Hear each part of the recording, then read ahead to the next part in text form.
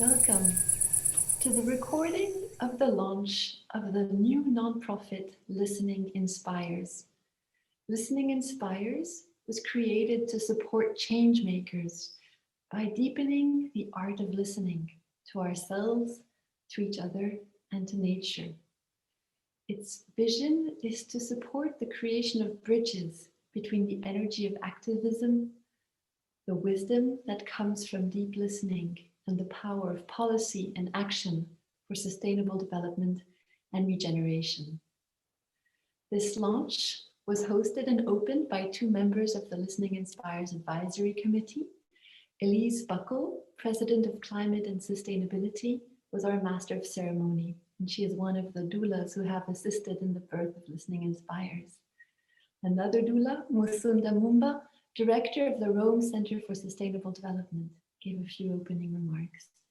But before all this, we started by a moment of listening, guided by Licia Amach, another founder and board member like myself of Listening Inspires. Licia invited us to start by sitting comfortably, breathing deeply, and visualizing a beautiful green meadow. And so I invite you to close your eyes and start this journey guided by Licia. Breathe it all in. What can you smell? What can you see? What can you hear? Now imagine yourself sitting down on this beautiful green meadow. You are surrounded by this abundant nature, and you smile. You know that here you are safe and supported.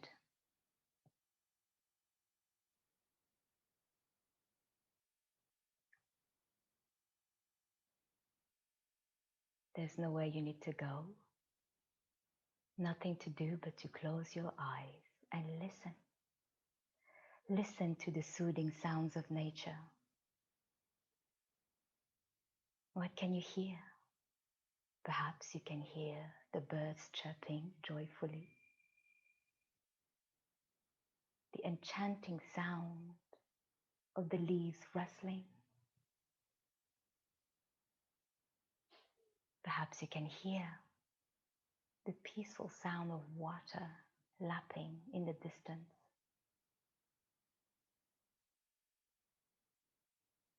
Now allow yourself to be enveloped and consumed by these sounds.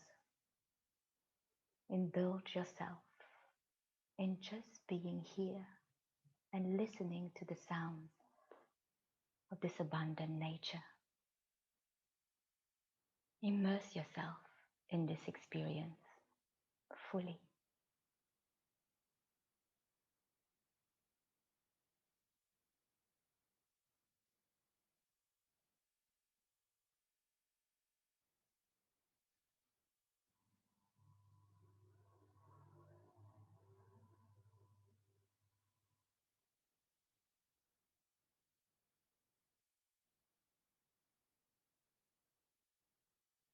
And as you listen to the beautiful and rich sounds of nature, ponder a moment the diversity of life, the diversity of culture on earth. Recognize that on this large green land, there is room for all, room for every single voice. On this vast green land, there is room for yourself, for your whole self to be and express yourself freely in a mindset that is open and curious.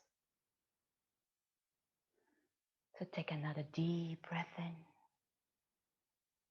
And as you're about to open your eyes, allow yourself to move through this session, to move to the rest of the day at your own pace, knowing that you are supported, knowing that you are safe.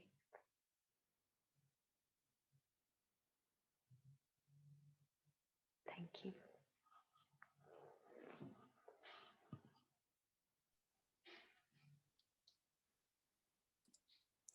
Thank you so much, Licia, for this really special present. I think it feels really good for all of us. Now I would like to invite Dr. Musunda Mumba, who is now working for the UNDP Rome Center for Sustainable Development. I call Musunda our sister, and she's a very close friend of the Listening Inspires team. And Musunda is going to reflect on the story of Listening Inspires and also how this story resonates with her own experience and her own life experience. Over to you, Musunda. Thank you so very much, Elise. And oh, Alicia, that was absolutely beautiful. Ladies and gentlemen, friends around the world, it's an honor to be here. Charlotte and the bigger team behind you that's made this possible, it's an absolute honor and pleasure to be here. Perhaps I just want to begin with a little bit about my culture. I was born in a small town in the north of Zambia called Mansa, and I come from the Bemba community.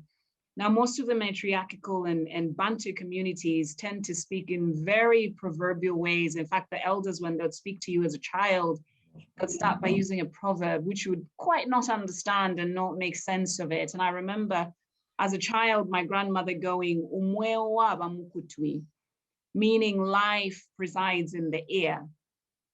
And I thought, what a strange saying.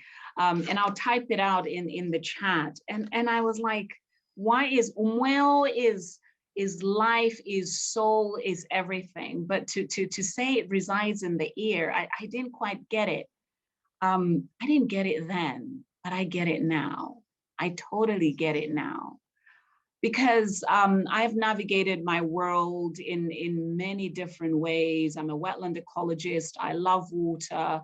I've worked around mountains and I've traveled to many parts of the world in a pre-COVID world. And we've all sat in these complicated multilateral processes and talked and schemed and planned and thought through what we're going to do. But I feel that even with this work, be it in all these different processes and these different junctures, we all found ourselves very collectively as a planet in the middle of a pandemic. And that in itself is very telling, Did we listen? I don't think we did. And I think nature spoke in ways that it warned us. And it said, something's coming.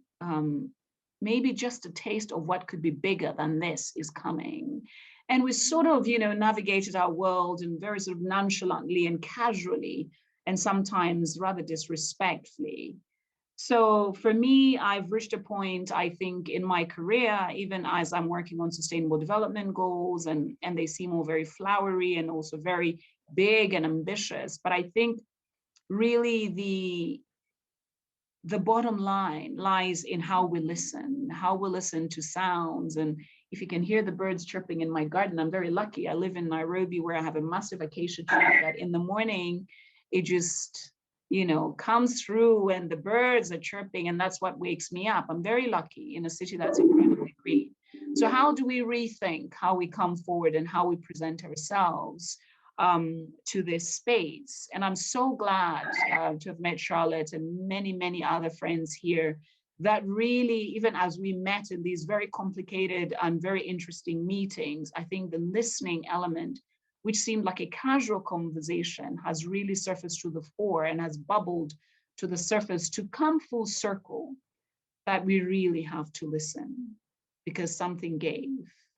And the very fact that we're actually meeting in a virtual space is also very telling. But in a way, actually, I think it's really great that we can connect with the power of technology around the world and really begin to interrogate this space. So I think going forward, I really implore on you, wherever you are, we are the change that we want to see. And so in any small way, we always feel like, I need someone else to do that thing. I think we all have a massive role to play in being that change that we want to see. And I'm really hoping that even as we navigate a pandemic, and as Licia said, we give ourselves permission to listen and to wait patiently but also to learn from this experience and do differently. And I'm hoping that we're going to be good ancestors in living a much better future and a much better earth for the generations to come. So I'm really looking forward to the discussions and hearing how we go forward. Thank you so much.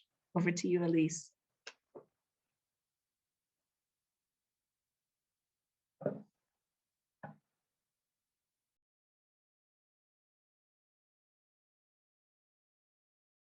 I think you're still muted.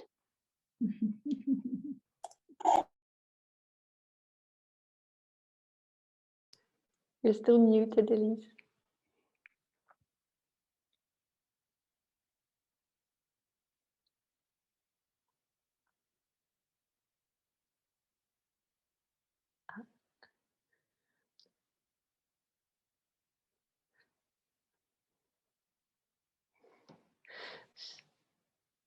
Maybe I continue. Thank you. Well, Elise was going to Here you go. I think it's working. I think my mouse doesn't have battery anymore. So this is what's happening sometimes with technology, but here you go. Thank you so much, Musunda, for this really inspiring opening. And what you're saying is so true. And just today I was reading a letter from Emmanuel Faber, which I will share with you later, which is so inspiring. It's exactly about what you've said. It's about transforming ourselves before transforming the world, and listening to ourselves and listening to others. So now I'd like to give the floor to Charlotte. Charlotte, you are the co-founder and the board member of Listening Inspires. And in many ways, I think you are also the mother of this initiative. You're also a food systems expert and a yoga teacher, and you're going to tell us about your vision for the organization and also presenting the team. Thank you so much. Thank you very much. Thank you, Elise. Thank you, everybody, for being here. It's absolutely delightful to see known faces, but also new faces. I'd like to start by sharing a little bit of the origins story, or one origin story amongst as many origin stories as there are people in this team, which kind of gave birth to Listening Inspires. It came in steps for me, at least. It started about, almost 5.5 years ago in 2015. I was having drinks with a couple of friends, and one of them happened to have just started a job as advisor to the Secretary General of the time, Ban Ki-moon, on the Sustainable Development Goals. His name is Dr. David Nabarro, very amazing man. And I had asked him, David, how are you enjoying your new job? You know, just coordinating the agenda of 2030 was quite a task. And he said, it's absolutely fascinating because the SDGs are really transformative. And you know, Charlotte, there's an unwritten 18th SDG, which infuses all the others. And it's about love and joy. And that was really an aha moment for me, because I was studying to be an Ananda yoga teacher. Ananda means joy. So it's basically union with joy and finding the joy within you. And there he was making that connection between my inner journey and all the work I was doing at the time in the Food and Agriculture Organization of the UN. And we were also, as we had been developing these Sustainable Development Goals, sometimes I could feel how our technical discussions were revealing something else, which was absolutely fundamental to what we were doing, but never talked about in these technical and political meetings. And I realized that most of us were motivated by a deep devotion and recognition of the sacredness of life in all its forms. And another seed was planted for me attending a conference in Quebec on climate change and food security and nutrition, hearing a seed keeper from one of the First Nations in Canada, who was telling us how in their culture they could feel that the climate change was a sign of the earth warming and heating, like we have an infection, like we have a fever, and she was purging. And I had asked her, what do we do? And she had told me, we just be with her. We just be with the earth.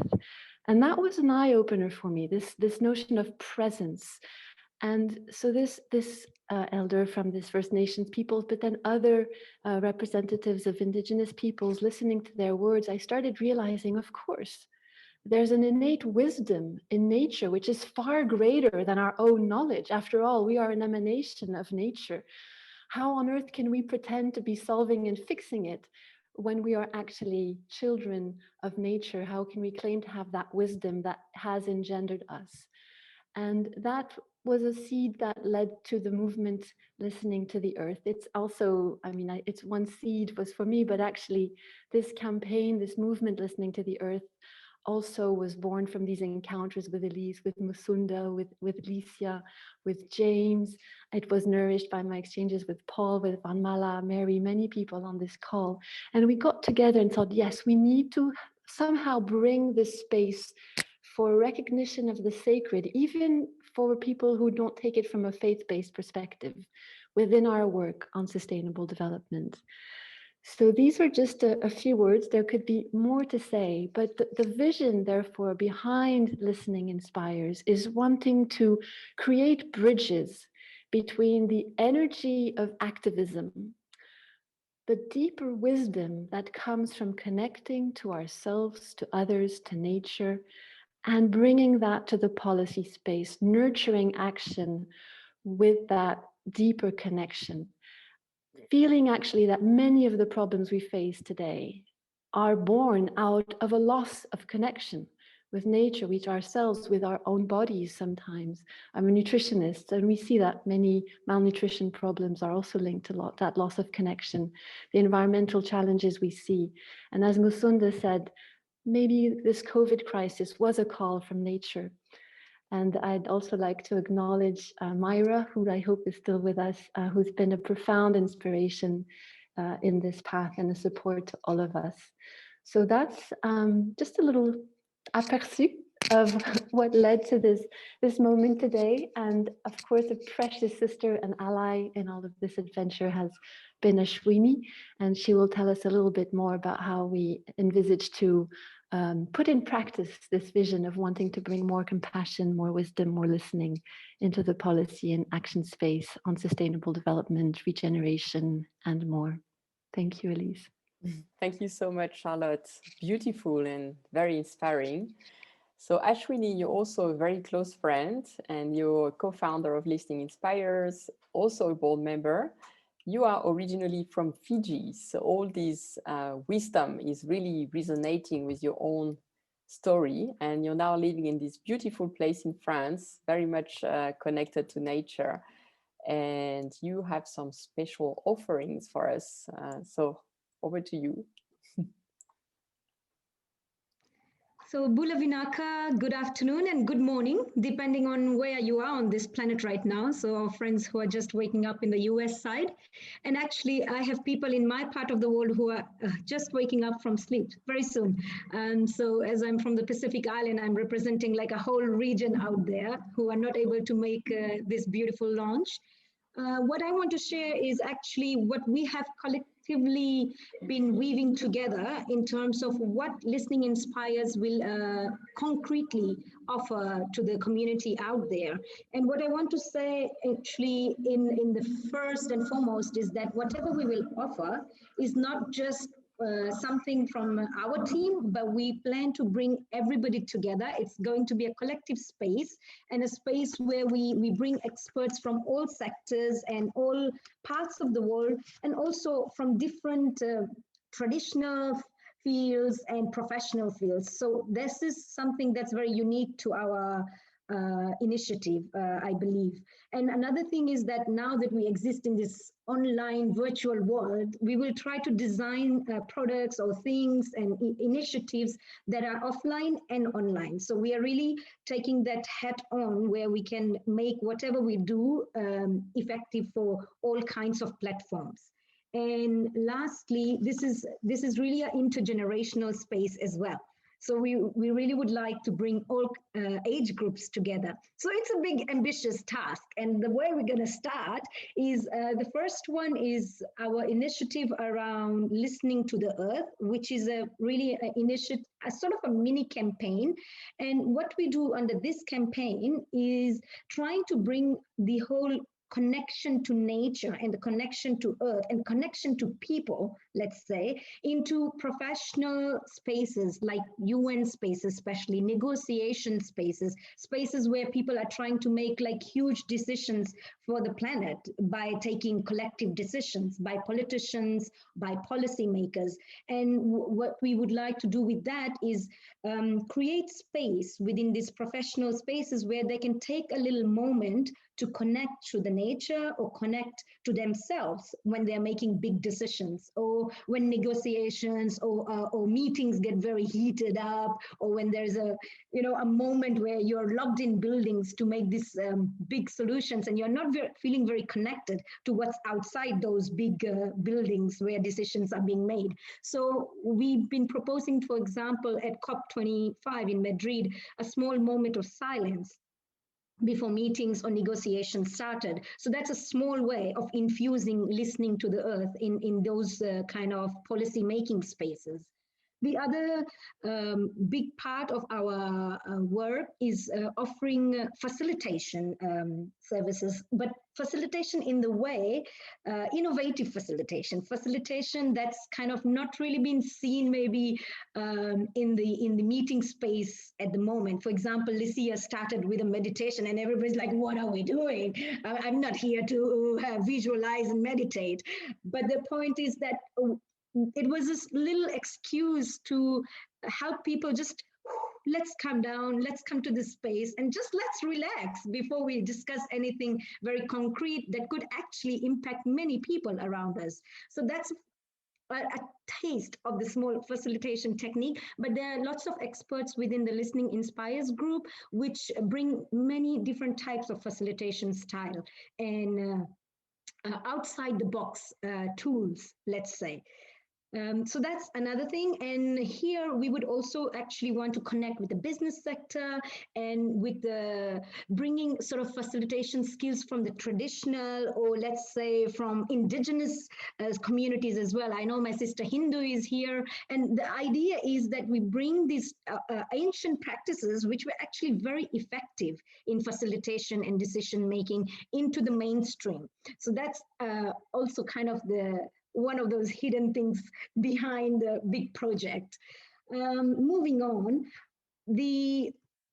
one of the key things in Listening Inspires is also about making certain stories of people around us available to the world, in the sense creating sort of podcasts and webinars which talk about how people in very sort of high positions have managed to listen to the nature, or listen to themselves, or listen to their intuitions, and how they've made decisions that are actually impacting people in their life at the moment. So this we want to do with podcasts. We want to profile stories from people, whether it's people, indigenous communities, spiritual community, UN people, or it's people like youth people who are protesting out there in the street. What is it that they are trying to communicate or make the world listen? So this we will do with different kind of webinars and podcasts.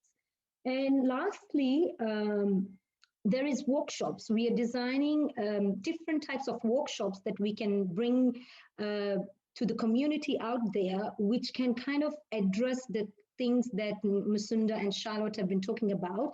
And one of the workshops that we are concretely thinking about, for example, is about eco-anxiety.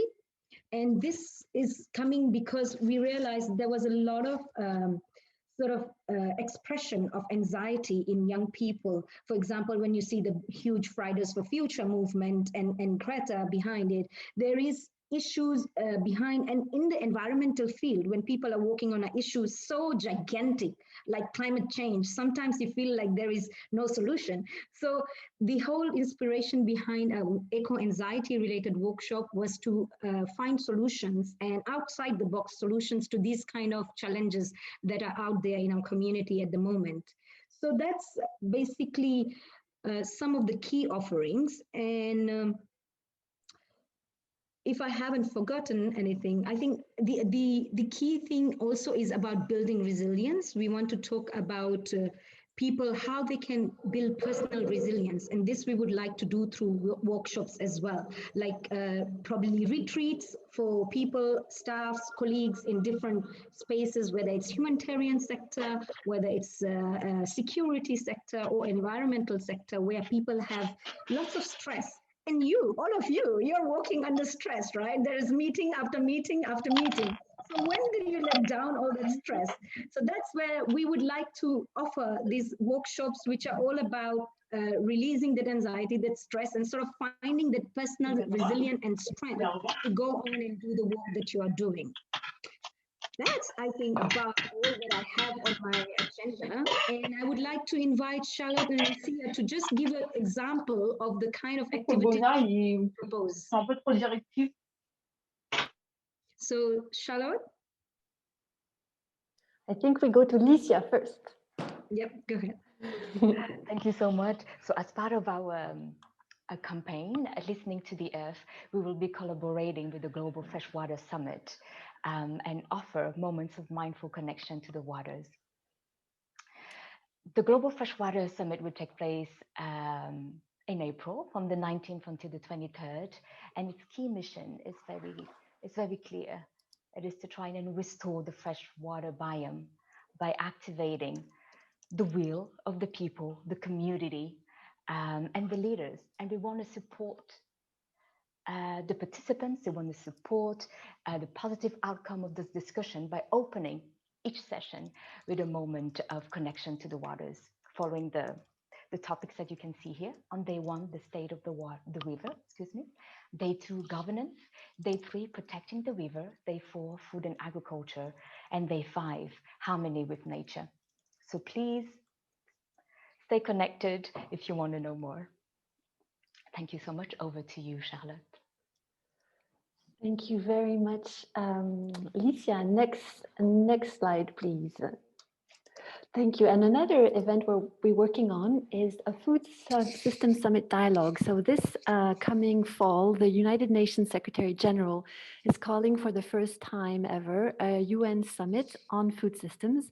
And there's a unique engagement worldwide that is taking place for the preparations, including what are called Food System Summit Dialogues. So all member states of the UN are invited to hold dialogues, and so far 93 countries are engaging, but also any organization or individual can take the initiative of organizing a dialogue. So this is what the Listening Inspires team is doing in collaboration with another wonderful partner, Reboot the Future. Reboot the Future has very similar vision and values to Listening Inspires. They're promoting the golden rule in development or in social and economic matters, which is treat others and the planet as you wish to be treated. And we'll be holding a dialogue on transforming food systems with the golden rule from listening to action towards the end of May. So that's quite an innovative component, since most of these dialogues focus on technical solutions.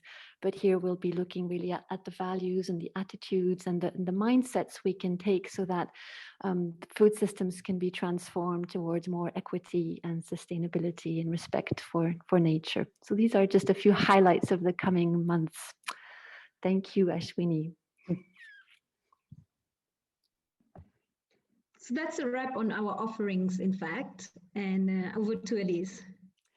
Thank you so much, Ashwini, Licia, and Charlotte. So much energy, and you are such an inspiring team. Now we're going to actually practice what deep listening means as teams of 3 people. And Charlotte is going to explain you how that's going to work. So be ready, because you're going to play an active role now. Yes, thank you very much. So we're going to go into triads. So I think that means we'll have about 12 or 13 groups. Can you go to the previous slide, please? Yeah, and we're going to be inviting you to both experience and reflect on listening, what it means to you and how it can be important as we all try to make the world a better place. So the question we'd like to offer for your reflection is, has COVID or other challenges in 2020 inspired you to listen more deeply? If so, is how, and is this attention to listening leading to any changes in your life? It could be how you engage in your relationships, in your work, how you relate to nature. A complementary question, what role do you see for listening in addressing the environmental, social, and economic challenges our world faces? You might want to focus on parts of those questions that resonate most with you. As you see, we're weaving here the links between the personal and the global.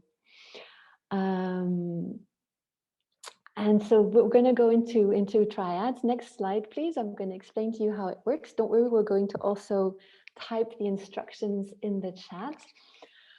So there'll be 3 of you in a group, and you'll have about 18 minutes together. We'll have 3 rounds of 4 minutes each. Now, every 4 minutes, what will happen? One of you will be, person A will be asking person B the question, has COVID or are you listening differently since 2020? Person B then answers and has about 3-4 minutes to answer. Person A may prompt, but you're mostly listening. And person C is the observer. You're just watching the conversation. And then round 2, you switch roles. Person B is asking the question to person C and person A is watching. Last round, person C is asking person A and person B is the observer. I don't know if it's clear. If you have any questions, don't hesitate to put it in the chat. We're also going to write those instructions in the chat. And I think Licia will give us a few tips on how to engage before we all go into the groups. Thank you. Thank you so much. So indeed, there will be a listener, a speaker, and an observer. So when you will be a listener, the first thing you need to do is to ask the question and then simply listen. Listen with your full presence, listen with an open mind. Try and listen to understand, not to respond or react. Of course, it doesn't mean that there will be no interaction. There could be an interaction. If, for example, you want to check that you have understood right, if you want to deepen the conversation. What we invite you to do is really listen with your ears, your senses, and your heart. When you will be the speaker, after having heard the question, express yourself freely. Express freely and openly what is alive in you as you listen and reflect on the question. There's no right or wrong answers. There's nothing that is expected from you. Okay. The observer, you observe and you listen. You listen in silence. You connect to what is unfolding before you, to the humanity of the people in front of you. Listen again with your ears, your senses, and your heart. And for sure, there will be this little mind who might be telling you, I'm not doing this. Am I doing this right? Am I answering right, etc.? Just perhaps tell it.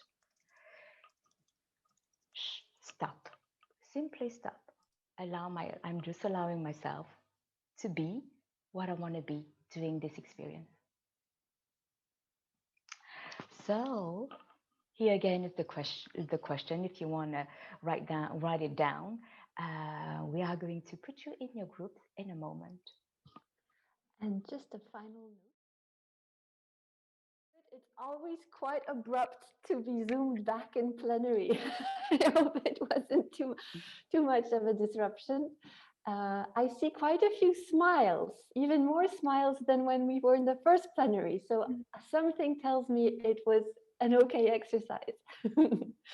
So we're curious. I mean, of course, what you said amongst yourselves is between you. It's not leaving your room. But if you'd like to share anything about something that struck you from the experience, whether it's, an insight you had or something, anything you feel like sharing in the group, you might want to unmute yourself or raise your hand and unmute yourself or share it in the chat. Welcome to those of you who were zapped into small groups, even having not seen the introductory plenary. I hope that was not too abrupt. Hindu, please, welcome. Thank you. Hi, everyone. Hi, Sister Ashwini. It's so great to have this session, especially for me at the end of the day. So it's so like, how to say, appeasement. Let me link my friends. I think I'm the lucky one, but don't be jealous the rest because I have been with Marco and Paul. So you can imagine how deep we went from listening because they are already like listening peoples all together. We talk about our personal change during this COVID and also in our work, how really in the realistic way it's changed our social life around the peoples who surrounding us first, and environmental about we need to listen more from the nature. And we know how just something can block us overnight if we do not respect nature, if we do not listen from the nature. And we all agree, three of us, that what indigenous peoples know to do more about listening to nature. Technology, science are very important, but they cannot resolve everything if you do not listen each other, if you do not listen from the nature. Who can help to create all the science and technology? And as an indigenous person, I think I don't need to tell you how much we are rely to listening from our environment. I used to say in my TED talk that my grandmother is the best app. So nature, it's the best science and technology and innovation that we really listen to turn up our life, to take all what we need. So it was a deep, and we all three would like to have more time together and just exchange and listen from each other. Thank you. Thank you so much, Indu. Thank you for being here and for sharing like this. And Marco, you were stimulated to also share by your triad partner, please. Yes, thank you. Well, first of all, I just wanted to congratulate you on this initiative. I mean, I've been following since I see Licia fairly regularly, but it is so wonderful, and congratulations really for making it happen. But I just wanted to say it was so refreshing to be with Paul and Hindu, and you know, it's the end of the week for me. I work with FAO and I spend hours and hours talking about priority programs, strategic framework, SDGs, innovation, technology, data, and just a few minutes, you know, I'm reminded that it's everything worthless unless you put your heart in it. And in fact, unless the heart is to be the first thing, you know, when everything is in the service of the heart, then okay, technologies is great and practices are great. And even thinking about strategies, it's great. But it is also so easy to forget it and get lost into just the mind thinking and daydreaming of new apps and new big maps and great new portals and stuff like that. And I know that some of the people in this call will resonate with that. And I think listening to your own heart, your own reason for being here, we are all unique. And as you said it earlier, connect to yourself, connect to others, connect to nature. You start there and everything else will be much more bringing joy and love, as you said it.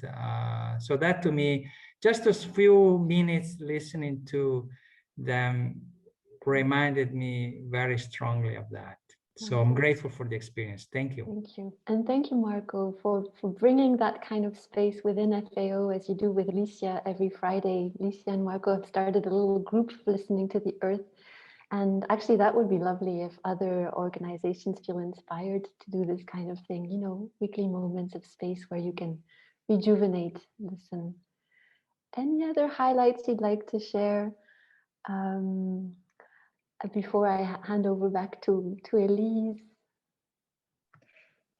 Just a comment. I was really surprised to see that there's not a lot of difference between somebody who's asking a question and somebody who's observing. And both of those roles require a tremendous amount of listening. And so for me, it kind of just blurred the lines between what the role is. And so even when we're sitting in a meeting with many people, whether we are actively engaged because we're the one speaking, or because we're the one asking questions, or we're just an observer, that actually we're all required to really find that quiet space and open our ears so that we can listen.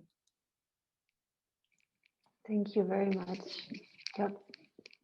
Very deep indeed. Well, we are very grateful that for your presence, for sharing, for playing along with what may be an unexpected type of exercise. With this, I'd like to hand over to Elise to lead us into the final minutes of our little gathering today. Thank you. Thank you all. Thank you, Charlotte, and thank you to my two teammates who were also with me in the dialogue. It was very inspiring. So I'm going to ask Charlotte Ulrich to show a slide. She's going to tell you about how we can keep in touch. Charlotte is also a board member, and she's a project manager for Humanité and Biodiversité. And while Charlotte is doing that, we also would like to invite you to ask your questions to the team in the chat. So if you have any burning questions for Charlotte, Ashwini, Licia, or Charlotte Early, please do share in the chat, and I'm sure they'll be happy to answer your questions either in the chat or later by email. But over to you, Charlotte. Thank you, Elise. And thank you, everyone. To stay up to date with our news, you can follow us on social media. So we are present on Twitter, Instagram, and Facebook. We have a new Facebook page. So please feel free to visit our pages to stay informed, to support us and relay our information to help listening inspire us grow. Thank you very much. Thank you, Charlotte. Yes, the other Charlotte. Yes, I forgot to do something quite important, is to really acknowledge all the board members. So we're an association 1901 as per French law.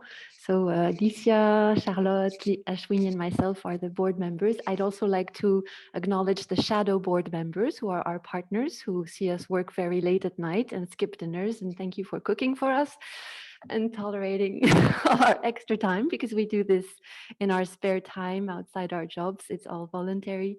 And of course, our advisory committee members, we have several here: Paul, James, Elise, Myra was here, Abby, Abigail. Yeah, Abigail, and more. They're all on our website. So I'd like to acknowledge that. And just to say very humbly, we've been operating with actually no funds so far. That's part of going to be our next plans, is to start building up something more solid. If you have any suggestions of potential foundations we can approach or things like that, we'd be very welcome. Any suggestions of ideas of projects? It's also, we hope Listening Inspires will be a space where others can bring their creativity. If you have a nice idea of a workshop project and you think this can be a good hosting, please do approach us. We really want this to be an open space. So partnerships, very welcome. And thank you so much again for your presence. That's all. Thank you, Elise. Thank you, Charlotte. And we are so grateful for your leadership and also your presence, all of you today. Thank you for being with us on this journey, and thank you for the support. And we very much look forward to hearing about the new stories that Charlotte, Ashwini, and Licia will continue to drive this year in 2021 and beyond. And now we're going to close. So Licia is going to offer a moment of closing mindfulness and gratefulness, I guess. So over to you, Licia. Thank you so much. Wow, this is a moment of celebration and connection. And so I feel like I want to deepen that sense of connection and celebration. So I simply invite you to close your eyes for a moment. Close your eyes for a moment and bring to your mind something that you have done that has created, fostered connection. Connection with someone, with nature, or perhaps even with yourself. Bring that moment, that thing that you have done that has fostered connection. And it can be really anything. Today I heard that Marco likes to ask trees questions to feel that connection, deepen that connection. Or perhaps something that you have done, a bike ride that you have taken that was long overdue to connect to yourself. Or a message that you have sent to someone or you have received. Just bring that to your mind for a moment.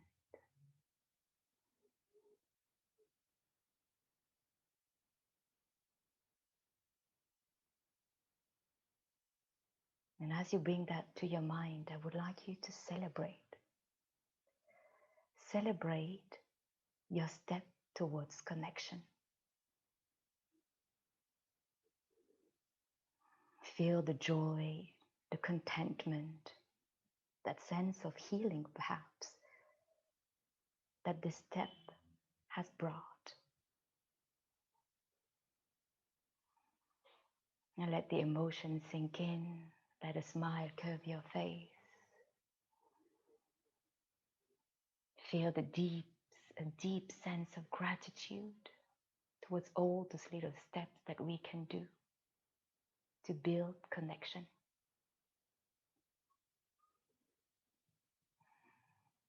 And then gently open your eyes and bring your hands in the jazz hand and please celebrate. I celebrate your presence. I celebrate the birth of Listening Inspires, all the connection, all the people that I have met, all of you, all of your beautiful presence. I feel deep gratitude. Thank you so much. Please stay in touch. We want to know more about you. We want to hear and listen to you. Thank you so much. Thank you so much. Merci beaucoup.